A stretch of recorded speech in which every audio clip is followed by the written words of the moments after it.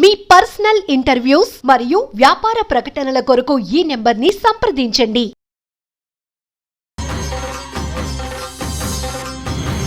శ్రీ కోయదేవతల జ్యోతిష్యాలయం. ఫోన్ ద్వారా జ్యోతిష్యం చెప్పబడును. దశమహావిద్యలు ఔపోసన పట్టి అష్టాదశ శక్తిపీఠాలు దర్శించి కాశీ అఘోరాల వద్ద వాక్సిద్ధి మంత్రసిద్ధి పొందిన వంశపారంపర్య జ్యోతిష్యులు లక్ష్మణ్ రాజు గారు. సెల్ 9177114420.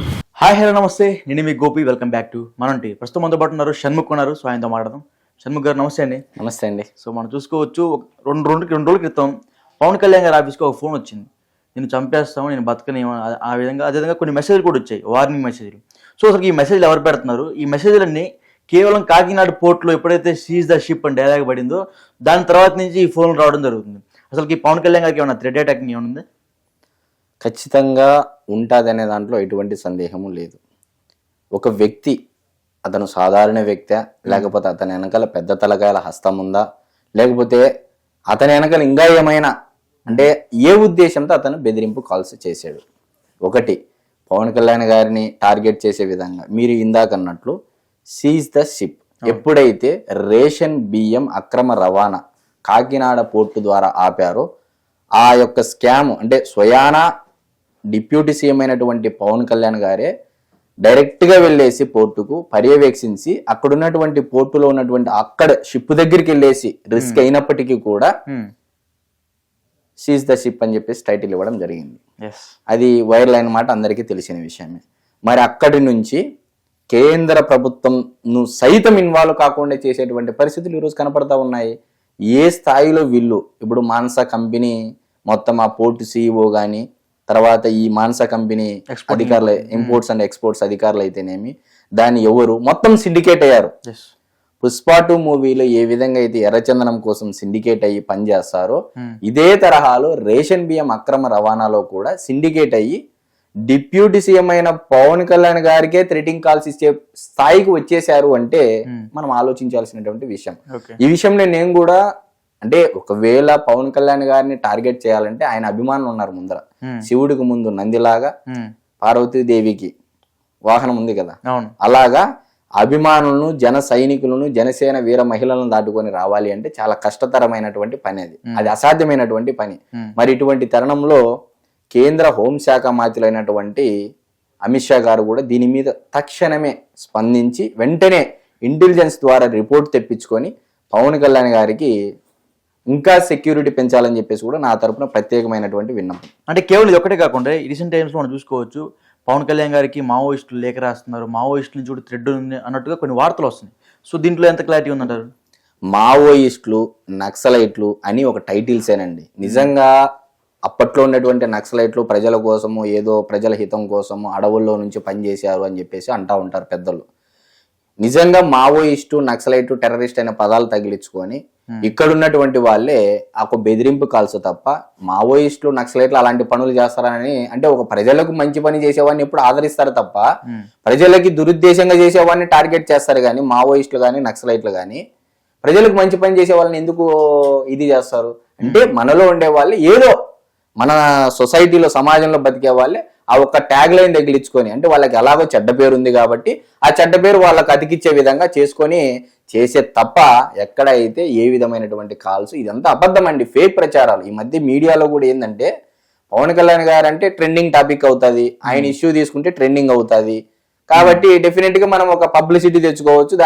దానికి ఏదంటే ఏ కంటెంట్ లేనప్పుడు ఏంది ఇలాంటి మావోయిస్టులు అంట, నక్సలైట్లు అని టాపిక్ తేవడము, దాన్ని డైవర్ట్ చేయడము, అసలు ఇష్యూను పక్కదోడు పట్టించడం. పవన్ కళ్యాణ్ ఏం చేశాడండి? సీజ్ ద షిప్ అన్నాడు. ఎందుకు అన్నాడు? దేనికోసం అన్నాడు? ఇవన్నీ ఆలోచన చేస్తే తెలుస్తుంది. కేంద్ర ప్రభుత్వము దాదాపు ఇంత వ్యయాన్ని వెచ్చించి పేదలకు కూడా బియ్యం అందించాలని కరోనా సమయం వచ్చింది కదండి, 2019 నుంచి 2020 మధ్య కాలం. ఇక్కడ ఈ రేషన్ బియ్యం అక్రమ రవాణా కూడా మీరు బాగా గమనించినట్లయితే, నేను ఇదంతా ఎందుకు చెప్పుకుంటూ వస్తున్నానంటే పవన్ కళ్యాణ్ గారి ఇష్యూ వరకు ఇదంతా ముడిపడి ఉంది అని. ఎందుకు చెప్తున్నానంటే కేజీ బియ్యము గవర్నమెంట్, స్టేట్ గవర్నమెంట్ కానీ సెంట్రల్ గవర్నమెంట్ కానీ ఎంత కేటాయిస్తూ ఉంది. మరి ఇటువంటి బియ్యాన్ని కరోనా టైం తర్వాత కేంద్ర ప్రభుత్వం ఉచితంగా ఇచ్చేస్తామని చెప్పేసి ప్రకటించింది. ఇది అక్రమదారులకు, అక్రమంగా తరలించేటువంటి వ్యక్తులకు ఇది ఒక వరంగా మారింది. ఆ తర్వాతనే కదా గవర్నమెంట్ లో అంటే గత ప్రభుత్వ హయాంలో రేషన్ వాహనాలు యుద్ధ ప్రాతిపదికన కొనడం, యుద్ధ ప్రాతిపదికన రిక్రూట్మెంట్ వాహనాల డ్రైవర్లు కానీ దానికి మళ్ళీ మెయింటెనెన్స్ కు ఒక వెహికల్, అంటే మొత్తం ఒక పర్సన్ మెయింటెనెన్స్ కు ఒక పర్సన్, ఇంటింటికి డోర్ డెలివరీ అని చెప్పేసి ఫ్రంట్ ఎండ్ అంటే తెర ముందు ఏం చూపిస్తారు, ఇంటింటికి బియ్యం అని చెప్పేసి అంటారు. ఎవరికి అందుతున్నాయి ఇంటింటికి? ఒక చోట ఆపుతారు వెహికల్, ఆపుతారు, అక్కడికి వచ్చి అంతా తీసుకోవాలి. అది కూడా ఒక్క రోజే వస్తారు. గతంలో ఏం జరిగేది అంటే 2014 నుంచి 2019 మధ్య కాలంలో ఏం జరిగేది, ఒక షాప్ ఉండేది, అందరూ తెచ్చుకున్నారు. ఒక ఇంటిలో అద్దె కట్టేవాళ్ళు, ఆ అద్దెకి షాప్ అంటే ఆ ఇల్లు తీసుకునే వాళ్ళు 15 రోజులు సమయం ఇచ్చేవాళ్ళు. ఏ రోజు అతను ఖాళీగా ఉంటే ఆ డివిజన్ పరిధిలో కానీ ఆ పంచాయతీ పరిధిలో కానీ లేకపోతే ఏ రోజు ఖాళీగా ఉంటే ఆ రోజు వెళ్ళి రేషన్ తెచ్చుకునేవాళ్ళు. ఇప్పుడు అలా లేదు, ఒక్క రోజు వస్తారు, లేకపోతే లేనట్టే. ఈ బియ్యం అన్ని ఇప్పుడు ఏమవుతున్నాయంటే ఇది ఒక ఆసరాగా చేసుకొని మొత్తం అంతా గ్రామాల నుంచి అంతా సిండికేట్, ఇక్కడ నుంచి ఇక్కడ. పుష్ప 2 మూవీలో చూసాం కదా, మొదటగా మనకి ఒక అతనికి ఎర్రచందనము అమ్ముతాడు, ఈయనెందుకు అని చెప్పేసి పైవాడిని ఎర్రచందనం అమ్ముతాడు, ఆయన ఎందుకు అని చెప్పేసి ఫారిన్. సో దీని ప్రకారం మనం ఇదే దందానే, ఇది కూడా అంతే, సేమ్ టు సేమ్. అది ఎర్రచందనం, ఇది రేషన్ బియ్యం, అంతే. వస్తువు మారింది, దాని ధర ఎక్కువ, దీని ధర తక్కువ. ఓకే, ఇంకొకటి సార్ మనం చూసుకోవచ్చు, రీసెంట్ టైమ్స్ లో కావచ్చు, ఎప్పుడైతే కూటమి ప్రభుత్వం అధికారంలో వచ్చిన తర్వాత, అధికారంలో రాకముందు చాలా మంది నోరులు జారారు, 3 పెళ్లిళ్ళు చేసుకున్నాడు, పవర్ స్టార్ కాదు, సుత్తి స్టార్ అని ఏది పడితే అది పవన్ కళ్యాణ్ గారు మాట్లాడడం అనేది ఒకప్పుడు ప్రతి ఒక్క నోటి నుంచి సర్వసాధారణంగా వచ్చిన మాటలు. కానీ ఇప్పుడు విజయసాయి రెడ్డి, అదేవిధంగా అంబటి రాంబాబు గారు కూడా చాలా మంచివారు పవన్ కళ్యాణ్ గారు. ఇప్పుడు మొన్న సీజర్ షిప్ అన్నారు కాకినాడ పోర్టు దగ్గర కూడా పవన్ కళ్యాణ్ గారికి సహకరించలేదు, తక్షణమే అధికారుల మీద చర్యలు తీసుకోవాలంటే పవన్ కళ్యాణ్ గారికి మద్దతుగా మాట్లాడుతున్నారు ఈ మధ్యకాలంలో. దాన్ని ఎలా చేస్తారు? ఇప్పుడు ఒక సామెత ఉందండి, అన్నం పెడితే అరిగిపోతుంది, చీర పెడితే చిరిగిపోతుంది, వాత పెడితే జీవితాంతం గుర్తుంటుంది. మరి నిజంగా పవన్ కళ్యాణ్ గారి అభిమానులు వాత పెట్టారో మరి ఏం పెట్టారో తెలియదు. కలకాలం గుర్తుండిపోయే విధంగా ఆయన కూడా అంటే సమర్థించే విధంగా, అంటే ఒక పొగుడుతూ అభినందించడం అంటే అంత ఆషామాషి వ్యవహారం కాదు. అంబటి రాంబాబు గారు నీటిపారుదల శాఖ మంత్రి కంటే నోటిపారుదల శాఖ మంత్రి అనేది రాష్ట్ర ప్రజానికానికి మొత్తం తెలుసు. మరి ఇప్పుడు ఈ సామెత ప్రకారము అన్నం పెడితే అంబటి రాంబాబు గారు తింటారు, నిద్రపోతారు, అరుస్తారు, శక్తి వస్తుంది కాబట్టి. తర్వాత చీర పెడితే చిరిగిపోతుంది అంటే అక్కడికి తృప్తి ఇవ్వదు, అంటే ఇంకా ఏదో కావాలని. అదే వాత పెడితే కలకాలం గుర్తుంటుంది, ఓ వాత పెట్టారు అని చెప్పేసి. మేబీ పవన్ కళ్యాణ్ గారి అభిమానులు వాత పెట్టి ఉండొచ్చు. సో పవన్ కళ్యాణ్ గారిని అయితే పాలన చాలా బాగా ఉందనే దాంట్లో చెప్పడంలో ఎటువంటి అతిశయోక్తి లేదు. సో ఓవరాల్ గా ఈ పవన్ కళ్యాణ్ గారు ఎవరైతే ఫోన్లు చేస్తున్నారో మల్లికార్జున అనే వ్యక్తి పట్టుబడినట్టు సమాచారం ఉంటుంది. సో అతని పరిస్థితి ఏం చేస్తుంటారు? ఇప్పుడు మల్లికార్జున అనేటువంటి వ్యక్తి గతంలో కూడా ఇప్పుడున్నటువంటి హోంశాఖ మంత్రులు వంగలపూడి అనిత గారికి కూడా ఒకసారి కాల్ చేయడం జరిగింది, అదే నంబర్ మీద. అదే నంబర్ మీదే గతంలో అనిత గారు కూడా కాల్స్ చేయడం జరిగింది. అనిత గారే స్వయాన డీజీపీ గారితో మాట్లాడి నాకు కూడా కాల్స్ రావడం జరిగింది ఇదే నెంబర్ నుంచి, తేడాగా మాట్లాడతా అంటే నేను రిపోర్ట్ చేయడం కూడా జరిగిందని చెప్పేసి. అంటే ఇప్పుడు డైరెక్ట్ ఏకంగా డిప్యూటీ సీఎం పేషీకే కాల్స్ వెళ్ళి బెదిరింపు కాల్స్ వెళ్ళాయంటే ఇది చాలా సీరియస్ గా తీసుకోవాల్సినటువంటి అంశం, ఏదో ఆషామాషి కాదు.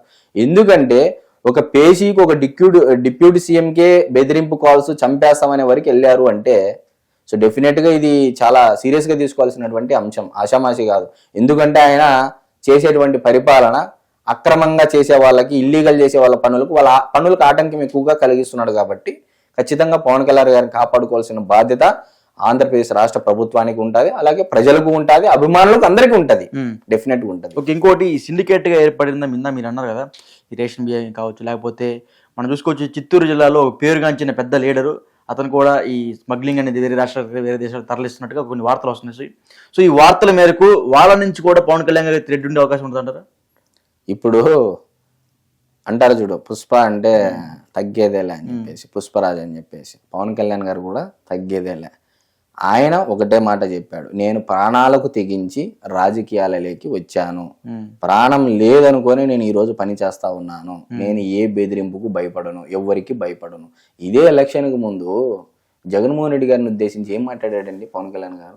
జగన్ గుర్తు పెట్టుకో, నిన్ను అధపాతాళానికి తొక్కుతా అన్నాడు. ఈరోజు పరిస్థితి ఏంది? తొక్కేశారు. మరి దాంట్లో ఎవరు కాదనేటువంటి వాస్తవం అయితే అందరూ ఒప్పుకోవాల్సిన నిజమేగా. మరి నిజంగా అలాంటి వ్యక్తి తొక్కుతా అంటే అవతలలో కూడా ఉంటది కదా కాస్తో పౌరుషమో, దాని ఉద్దేశంగా ఖచ్చితంగా అయితే థ్రెట్ అయితే ఉంటది, దాంట్లో నో డౌట్. రాజకీయాల్లో ఎప్పుడు ఏం జరుగుతుంది కూడా ఎవరికి తెలియనటువంటి పరిస్థితి. మరి ఇటువంటి తరుణంలో మీరన్నట్టు ఎర్రచందనం ఈ తిరుపతి ఏరియా ఏజెన్సీ మొత్తం ఈ తిరుపతి చంద్రగిరి, పీలేరు, మదనపల్లి ఈ ఏరియాలో ఉన్నటువంటి ఎర్రచందనం కూడా ఒకవేళ ఈయన పంచాయతీరాజ్ శాఖ మంత్రి, అటవీ శాఖ మంత్రి కాబట్టి డెఫినెట్గా అది కూడా అయి ఉండొచ్చు. ఖచ్చితంగా దాంట్లో మీరు అడిగిన ప్రశ్న అయితే ఖచ్చితంగా అది సబబే. ఓకే థ్యాంక్ యూ షణ్ముఖ్ గారు. నమస్తే.